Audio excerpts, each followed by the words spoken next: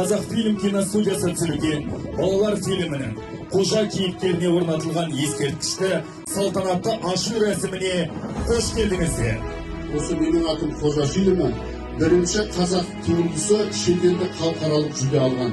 Сол себепті бұл фильмнің кейіпкері қожаға ескерткіш бой көтеруге бұл заңдылық деп қабылдауымыз керек. На этой картине работали действительно плеяда наших талантливых артистов, начиная с Бердибека Сокпакбаева, классика детской литературы, моего отца, классика нашего кино. Великолепная музыка Нургисы Клюдиева, народного артиста СССР.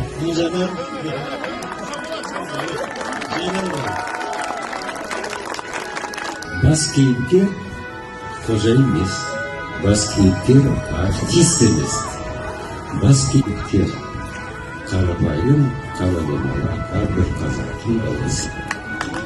Сол кейіпкер